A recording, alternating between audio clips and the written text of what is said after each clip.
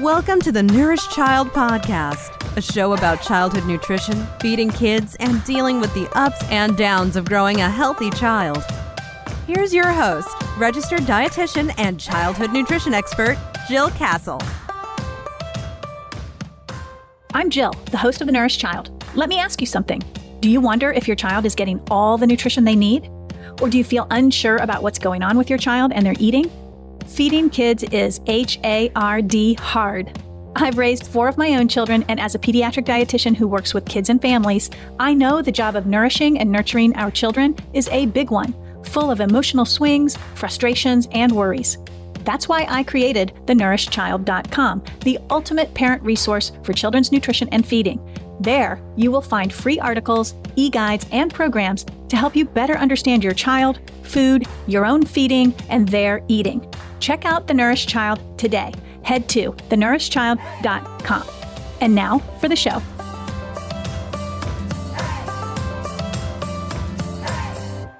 Some kids are hungry all the time. They ask for food all day long, even though you know they can't possibly be hungry. There's a difference between being physically hungry, like when you're in a growth spurt, versus when you think you're hungry. And many children can't discern the difference, especially if you have a child who may be larger in size. This whole challenge of being hungry all the time gets super complicated. You don't want to withhold food from your child or ignore their requests, but you also don't want to overfeed them if they're asking for extra food when they really don't need it. And you certainly don't want to make your child feel bad for asking for food. So what is a parent to do? I'm covering some tips for you, especially if you have a child who might be carrying extra body weight and who is also asking constantly for more food. I'm going to primarily help you set up a food system in your home that discourages your child from being extra hungry and helps you sort out whether it's physical hunger or head hunger. Because helping your larger child feel full and satisfied after they eat their meals and their snacks will go a long way to minimizing those requests for extra food. Okay. What does it mean when your child is always hungry? Well, the obvious answer is that they are physically hungry, that they aren't getting enough food to eat, particularly if they're in a growth spurt, and their appetite is telling them that they are hungry. That's kind of the most obvious answer. But in today's kids, unfortunately, a lot of them think they're hungry, but they're not physically hungry. So what does it mean when you're not physically hungry, but you're sensing this desire to eat? Well, it can be related to emotions, and that's where emotional eating can come into play. You have discomfort around the emotions that you're feeling. Maybe you're sad. Maybe you've been left out with your friend group, or maybe you've been bullied or somebody's talking about you. Those can stir up emotions in children. And sometimes when children feel emotional, they turn to food to seek comfort and soothing. The other big reason why kids think they're hungry is boredom.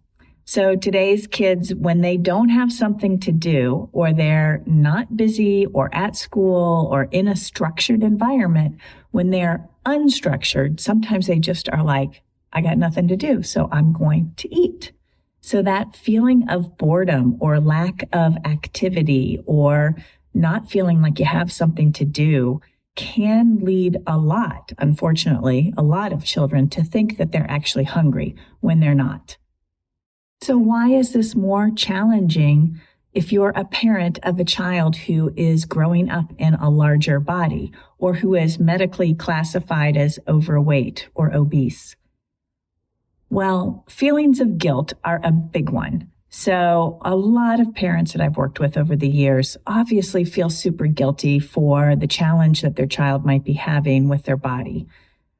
That guilt can lead to appeasing a child with food to help them be happy. And what parent doesn't want their child to be happy?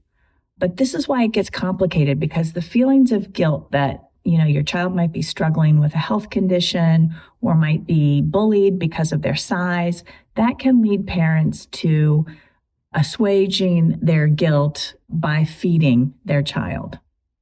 Also, parents who have children with larger bodies feel more pressure to feed their child right. Our society has sort of super narrow guidelines about what a healthy child should look like, what a healthy child should be eating, and that creates a lot of pressure for parents. Obviously, if your child is growing up in a larger body, there's more worry about whether your child is healthy or not, and whether you're doing everything you can to help your child be healthy. The catch is that some children are just naturally larger in size, and they can be perfectly healthy despite their size. And it's tricky because we don't want to make assumptions about children and their appearance on any sort of ground. So the fact that our society makes assumptions about children based on what they look like or what their size is makes it more difficult for parents to parent those children. We discussed this before. It's more challenging because as a parent, you don't want to hurt your child's feelings. You don't want them to feel bad about themselves. And so it creates this weird, challenging dynamic. Some parents have unresolved issues with food and eating. They might be struggling with food and eating themselves. And this can create more of a dynamic with their child, especially if that child is in a larger body. And last, sometimes food is just a hot button between parents and their kids. And when it is, it can make those food requests more loaded and they can be more triggering for the parent. All this to say, there's just a lot going on if you're a parent of a child with a larger body. And I just want to say that I am not here to place any blame or guilt on anybody. I'm here to support you. I recognize that this is more challenging. I've worked with families for many years dealing with this situation, and the guilt is a real thing. And so my hope for you is that this information will be empowering for you. It will not place more guilt on you, because that is not my intention at all. It is to support you, and even more so to support your child. So here are 6 tips for setting up a food environment that is more supportive of the child who might be in a larger body and who is asking for food. Number 1, I want you to focus on filling nutrients. So the nutrients in food that we know are most satiating. So those are going to be protein, fiber, and fat. I've talked about protein foods before, but protein foods are going to be things like eggs, dairy products, all kinds of meat, fish, beans, tofu. Those are just some top of mind protein foods, but there are a lot of protein foods.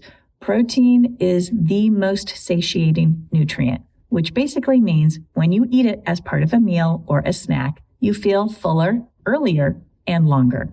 Very good for kids. Fiber. Fiber also, I've talked about this in the context of constipation, but fiber is also a very filling nutrient.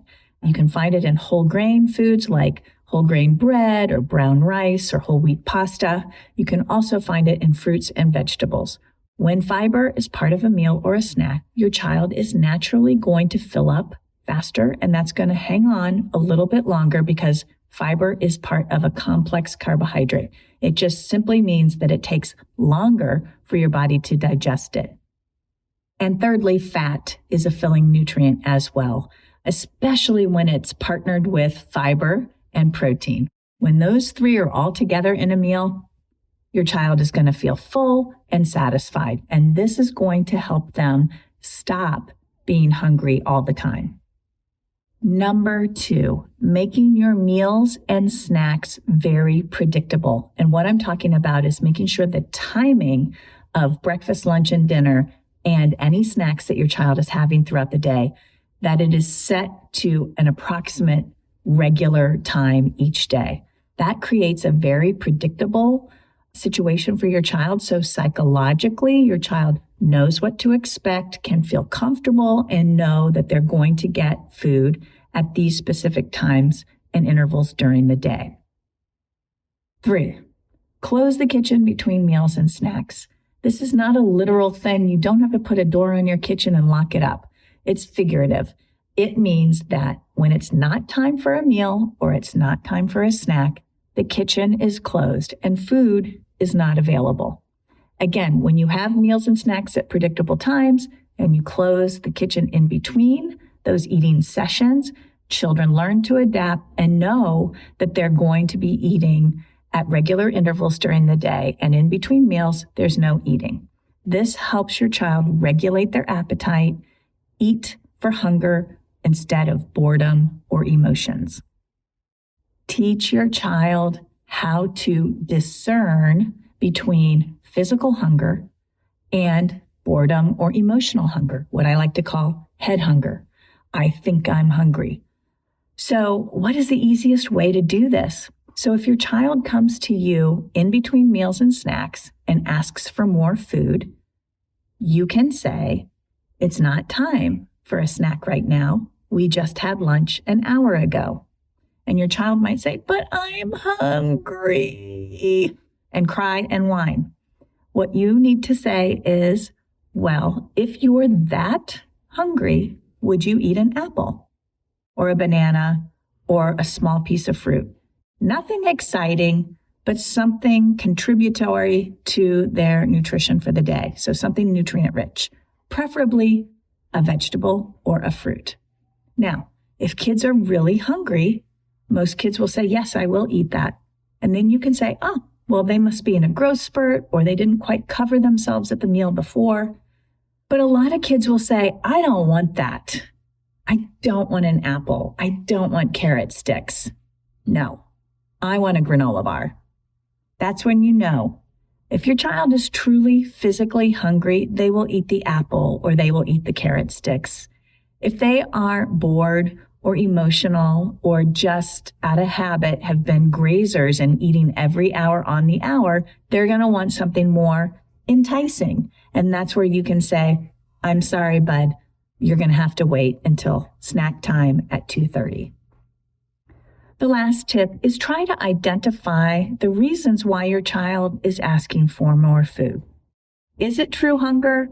Is it emotions? Are they bored? Are they sad? Are they just unhappy? We can really help our kids by figuring this out. And when we do figure it out, we can help them structure more activity in their day so food isn't their go-to whenever they feel these uncomfortable feelings or get themselves into a situation where they have nothing to do.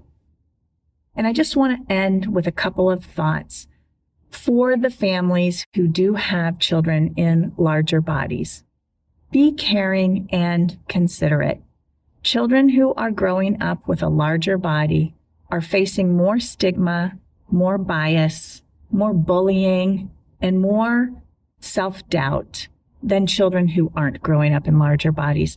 They need more consideration, more caring, more acceptance, and more unconditional love from us. They do need more support, but we can do it in such a loving, kind way that they feel good about themselves and the body they are in. In the meantime, as parents, we can do our best also to set up food environment at home and our feeding practices and the way we interact with our children and how we help them build healthy lifestyle habits that will truly help them down the road. So I'll leave you with this. What questions do you have for me about having a child with a larger body who is asking for food all the time? Thanks for listening to the Nourished Child Podcast, where the #1 goal is to help you grow a nourished child inside and out.